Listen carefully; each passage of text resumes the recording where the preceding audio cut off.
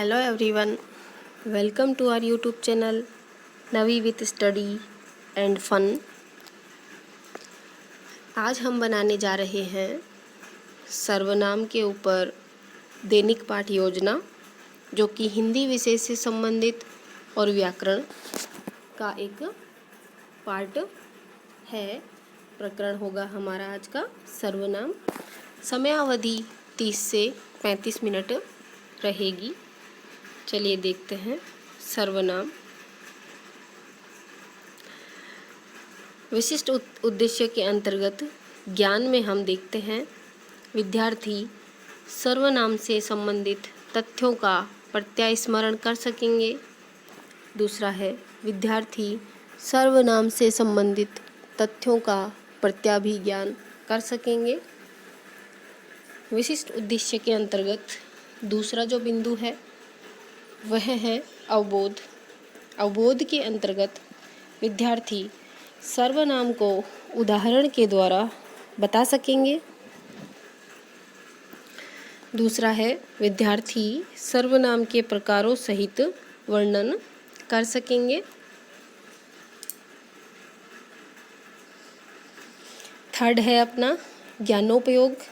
ज्ञानोपयोग के अंतर्गत देखते हैं विद्यार्थी सर्वनाम से संबंधित विषय वस्तु की जानकारी प्राप्त कर सकेंगे।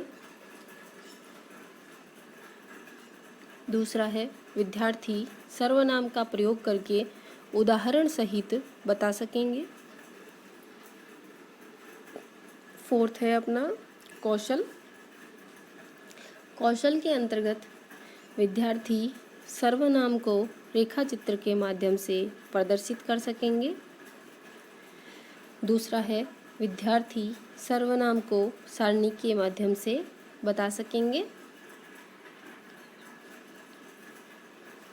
नेक्स्ट है अभिरुचि। अभिरुचि के अंतर्गत विद्यार्थी सर्वनाम से संबंधित अन्य पुस्तकें पढ़ने में रुचि ले सकेंगे। दूसरा है विद्यार्थी सर्वनाम से संबंधित अन्य जानकारी प्राप्त करने में रुचि ले सकेंगे। नेक्स्ट है अभिवृत्ति। विद्यार्थी सर्वनाम से संबंधित अन्य तथ्यों को पुस्तकों में खोज सकेंगे। नेक्स्ट है विद्यार्थी सर्वनाम से संबंधित शब्दों का ज्ञान प्राप्त कर सकेंगे। आगे देखते हैं शिक्षण सहायक सामग्री। शिक्षण सहायक सामग्री में सामान्य शिक्षण सामग्री देखते हैं। पहले झाड़न, लपेट फलक, श्वेत वर्तिका, संकेतक इत्यादि सामान्य शिक्षण सामग्री है। विशिष्ट सहायक सामग्री में यहाँ गलत लिख दिया है, संधि को प्रस्तुत करता हुआ मॉडल। यहाँ आएगा सर्वनाम को प्रस्तुत करता हुआ मॉडल अथवा चार्ट। शिक्षण विधि में आ जाएगा आगमन निगमन विधि। शिक्षण प्रविधि में आएगा प्रश्नोत्तर विधि। पूर्व ज्ञान से संबंधित विद्यार्थी सर्वनाम से संबंधित सामान्य जानकारी रखते हैं। नेक्स्ट देखते हैं प्रस्तावना कौशल। पहला प्रश्न है बालक बालिकाएं पढ़ने के लिए कहाँ जाते हैं। विद्यार्थी क्रिया में आएगा विद्यालय में। दूसरा प्रश्न है विद्यालय में बालक बालिकाएं कहाँ बैठकर पढ़ते हैं। विद्यार्थी क्रिया में आ जाएगा कक्षा कक्ष में। थर्ड या तीसरा प्रश्न है कक्षा कक्ष में बालक बालिकाओं को कौन पढ़ाते हैं। विद्यार्थी क्रिया में आ जाएगा अध्यापक अथवा शिक्षक।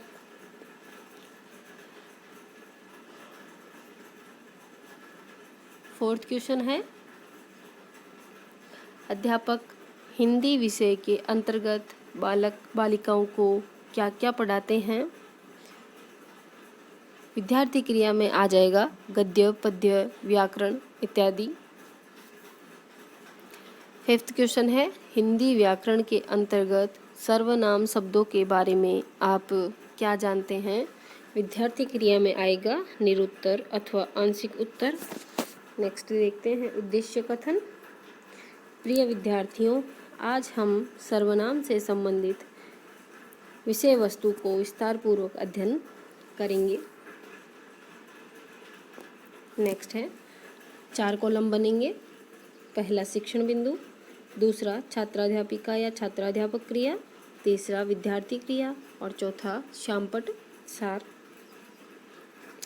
ये देखिए सर्वनाम से संबंधित मिनिएचर, जिसमें सर्वनाम के मुख्य 6 भेद होते हैं बताए गए हैं। पहला पुरुषवाचक, दूसरा निश्चयवाचक, तीसरा अनिश्चयवाचक, चौथा संबंधवाचक, पांचवा प्रश्नवाचक और छठा निजवाचक सर्वनाम, जिसका छोटा सा एक मिनिएचर बना करके प्रस्तुत किया गया है। इसी को हम बच्चों को जब हमें बताना होता है तो हम बड़े रूप में बताते हैं।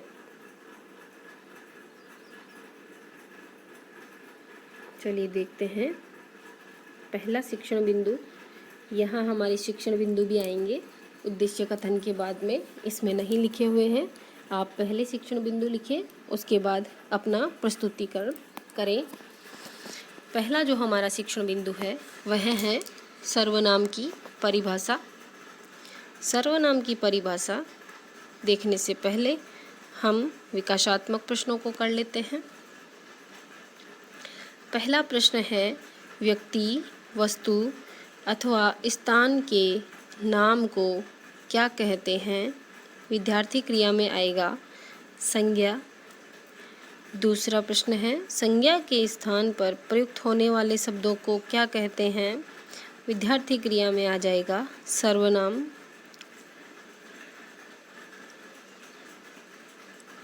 तीसरा प्रश्न है, सर्वनाम की परिभाषा के बारे में बताइए या आप क्या जानते हैं?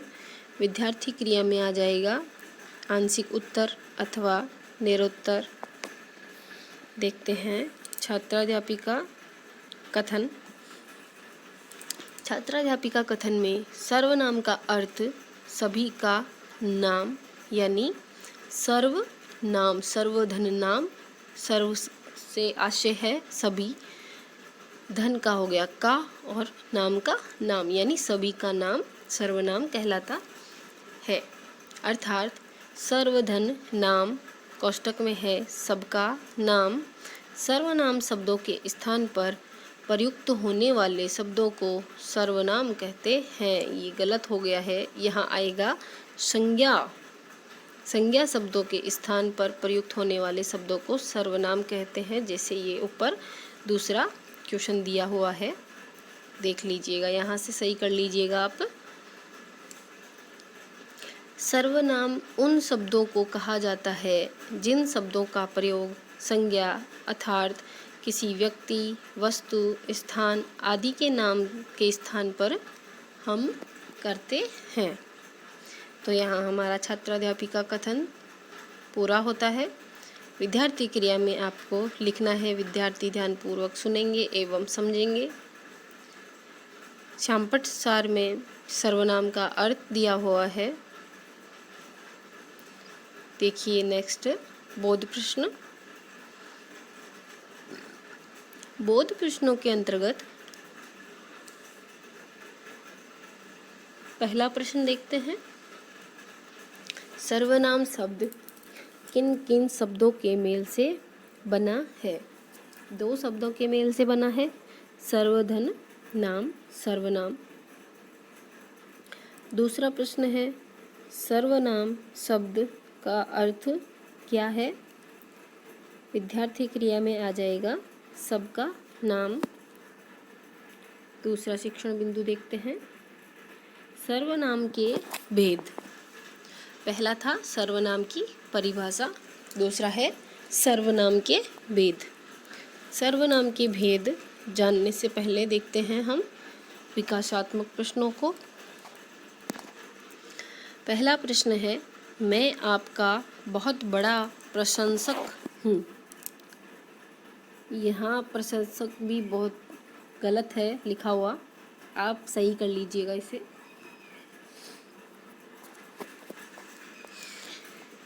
मैं आपका बहुत बड़ा प्रशंसक हूँ वाक्य में रेखांकित शब्द क्या है?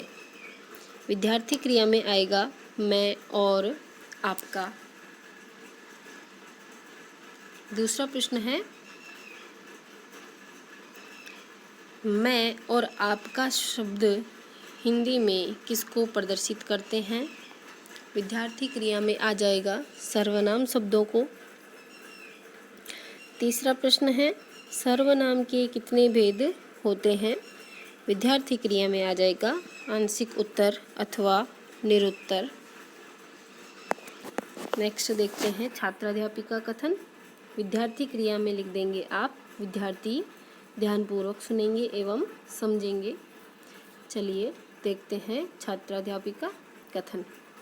छात्राध्यापिका कथन में सर्वनाम का उपयोग संज्ञा के स्थान पर कर्ता के रूप में तथा कर्म के रूप में किया जाता है। सर्वनाम को मुख्यतः 6 भागों में विभाजित किया गया है। पहला है पुरुषवाचक सर्वनाम, जिसकी विशेषता होती है मैं, तुम, वह या मैंने। दूसरा है निश्चयवाचक सर्वनाम, यह, वह। थर्ड है अनिश्चयवाचक सर्वनाम, कोई, कुछ, यानी इन शब्दों से हम सर्वनाम का पता लगा सकते हैं कि इसमें कौन सा सर्वनाम है। चौथा है संबंधवाचक सर्वनाम, जो, सो आदि। पांचवा है प्रश्नवाचक सर्वनाम, कौन, क्या, कहाँ। यह प्रश्नवाचक सर्वनाम होंगे। छठा और आखिरी है निजवाचक सर्वनाम, यानी अपना, आप या आपका शब्दों के माध्यम से हम इस सर्वनाम की पहचान करते हैं। चलिए देखते हैं बोध प्रश्न। सर्वनाम के कितने भेद होते हैं? विद्यार्थी क्रिया में आ जाएगा 6 भेद होते हैं। दूसरा प्रश्न है पुरुषवाचक सर्वनाम का प्रयोग करके बताइए, जिसमें कौन कौन से शब्द आते हैं? मैं, तुम, वह या मैंने। थर्ड शिक्षण बिंदु है अपना सर्वनाम शब्दों का प्रयोग। फर्स्ट था सर्वनाम की परिभाषा, सेकंड था सर्वनाम के भेद, थर्ड है सर्वनाम शब्दों का प्रयोग। यह तीनों शिक्षण बिंदु आपको उद्देश्य कथन के बाद लिखने हैं। उसके बाद आपको प्रस्तुतिकरण करना है। तो चलिए सर्वनाम शब्दों का प्रयोग करने से पहले हम विकासात्मक प्रश्नों को देखते हैं। विकासात्मक प्रश्नों के अंतर्गत पहला प्रश्न है, आप कहाँ के रहने वाले हैं? मैंने आपको कहीं देखा है। इसमें सर्वनाम शब्दों का प्रयोग पूछा है कि कौन कौन से सर्वनाम शब्द हैं। यहाँ बताना है आप, कहाँ, मैंने और आपको, ये हैं सर्वनाम शब्द हैं। दूसरा प्रश्न है, उपयुक्त वाक्य में आप शब्द के स्थान पर कौन सा सर्वनाम शब्द प्रयोग किया गया है? आपके स्थान पे क्या किया गया है? आपका। थर्ड प्रश्न है, हिंदी में कितने सर्वनाम होते हैं? यहाँ पे हमें आंसर लिखना है आंशिक उत्तर अथवा निरुत्तर। आगे देखते हैं छात्राध्यापिका कथन। हिंदी में कुल 11 सर्वनाम माने गए हैं, जो कि इस प्रकार है, जो, मैं, तुम, तुम्हारा, आप, आपका, इस, उस, यह, वह, हम, हमारा आदि है। इसके बाद देखते हैं इन शब्दों का प्रयोग संज्ञा के स्थान पे किया जाता है। सर्वनाम शब्दों का प्रयोग होने पर भी सर्वनाम शब्द संज्ञा को ही प्रदर्शित करते हैं। जैसे मनीष बहुत ही प्रतिभावान छात्र है, वह कक्षा 10 में मेरिट आ चुका है। उपयुक्त वाक्य में मनीष संज्ञा शब्द के स्थान पर दूसरे वाक्य में वह शब्द का प्रयोग किया गया है। वह शब्द भी मनीष अर्थात संज्ञा को ही प्रदर्शित कर रहा है। इससे हमारा बिल्कुल क्लियर हो जाएगा। विद्यार्थी क्रिया में आ जाएगा। विद्यार्थी ध्यानपूर्वक सुनेंगे अथवा समझेंगे। चलिए देखते हैं बोध प्रश्न। सर्वनाम शब्दों का प्रयोग किसके स्थान पर किया जाता है? विद्यार्थी क्रिया में आएगा संज्ञा के स्थान पर। दूसरा प्रश्न है, संज्ञा के स्थान पर सर्वनाम शब्दों का प्रयोग होने पर सर्वनाम शब्द किसको प्रदर्शित करते हैं? विद्यार्थी क्रिया में आएगा संज्ञा को। चलिए देखते हैं पुनरावृत्ति प्रश्न। संज्ञा के स्थान पर प्रयोग होने वाले शब्दों को क्या कहते हैं? दूसरा प्रश्न है, हिंदी भाषा में सर्वनाम के कितने भेद होते हैं? तीसरा प्रश्न है, हिंदी में कितने सर्वनाम पद माने गए हैं? चौथा है, सर्वनाम शब्द का अर्थ बताइए। नेक्स्ट देखते हैं मूल्यांकन प्रश्नों को, जिसमें वस्तुनिष्ठ प्रश्न है। सर्वनाम शब्द के कुल भेद होते हैं। अ है 3, ब है 4, सी है 6 और डी है 8। आपको सही आंसर यहाँ देना है। दूसरा प्रश्न है रिक्त स्थान पूर्ति प्रश्न। ... लड़की बहुत सुंदर है। यहाँ आपको सर्वनाम शब्द यूज करना है। तीसरा प्रश्न है अति लघुतरात्मक प्रश्न। सर्वनाम की परिभाषा बताइए। चौथा है लघुतरात्मक प्रश्न। सर्वनाम के भेदों के नाम लिखिए चिन्ह सहित। निबंधात्मक एवं गृह कार्य प्रश्न है।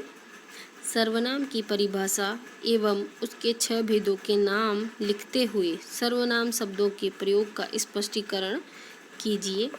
यहाँ हमारा सर्वनाम से संबंधित दैनिक पाठ्य योजना समाप्त होती है। तो फ्रेंड्स, कैसा लगा वीडियो कमेंट बॉक्स में कमेंट करके ज़रूर बताएं। चैनल पे नए हैं तो चैनल को सब्सक्राइब करें, बेल आइकन